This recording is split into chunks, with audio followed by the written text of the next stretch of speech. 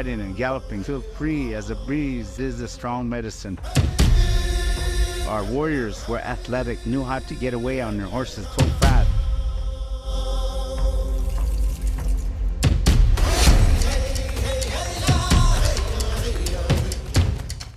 Today we're in Eagle Butte, South Dakota, middle of nowhere. And we're going to be exploring the sport of Indian horse relay racing. We're also going to be hanging out with Richard Longfeather, who is the owner and founder of Longfeather Racing.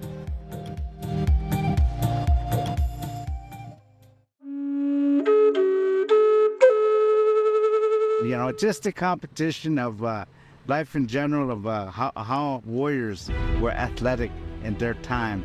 And if they had to run from the cavalry in the heartbeat, they run and just jump on a horse and they're gone. He made that into a race formation of, call it the Indian relay. For Richard, racing is in his DNA. They had rodeos. After rodeo, they had a brush. They call it a brush Indian relay racing. And I came here in Shan River many times and won a lot of times as a 9-year-old kid. Now Indian relay is a tradition he's passing down to the younger generation. 8 years we've been doing it with my oldest son being my rider, and my youngest son being the catcher, and my daughter-in-law being the older of the horse. Longfeather Racing represents the Standing Rock Indian Reservation out of Fort Yates, North Dakota, and are a part of the Hunkpapa Band of Lakota, which is one of 7 sub-bands in the Lakota Nation. It is said the horse came as a gift to the Lakota by the Thunderbeam. Together they formed an immense bond that would help the Lakota become one of the strongest nations on the northern Great Plains. The Lakota are the largest division of the Oceti-Sakowin, or informally referred to as the Sioux, which is a term given to them by French fur traders. The Oceti-Sakowin is a nation made up of 7 tribes, or council fires, that share commonalities like geography and language. Members of this nation preferred to be called the Lakota, Nakota, or Dakota, which signifies what dialect they speak.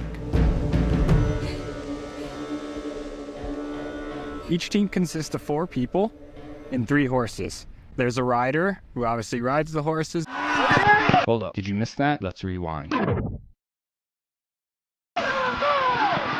And then there's a mugger, who catches the horses, come in for the exchange, and then there's 2 holders that hold the horses that are not racing. Now the most heart-pounding part of the race is also the most crucial. It's the exchange that matters. If you make a good exchange, you're going to be right back up on the top. But if you have difficulty getting on your horse is too antsy, you can't get on, you're going to have a difficulty. As you can imagine, it's pretty dangerous jumping off of a speeding horse and jumping onto another horse. Pretty chaotic and everything, but it's pretty intense and a cool sport to watch. And they're doing it bareback.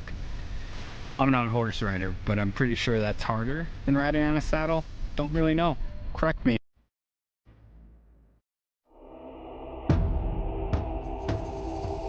You can prayer into the smoke. Hey, hey, hey, hey. The sage, it gives you the strength and protection.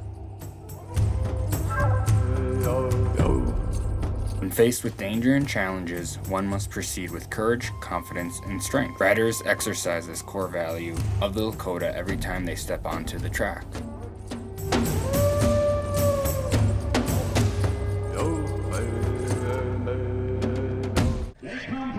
Standing Rock Indian Reservation out of Fort Yates, North Dakota. It is Longfeather Racing with Jace Longfeather doing the riding. Now this is an outstanding team that has been chronicled through the times of New York City.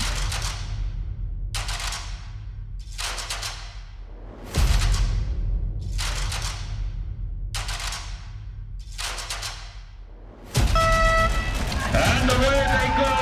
Longfeather takes the early lead. They go around the turn with just about a length separating first to third.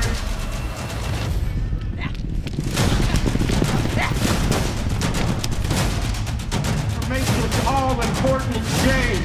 As he comes in, he's got to make it a flawless exchange. Down and around.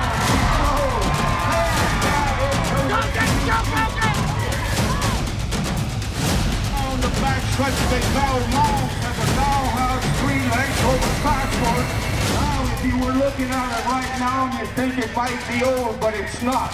Because they have to exchange. The exchanges have got to be very smooth. Pastor's now taking over the lead from Longfeather.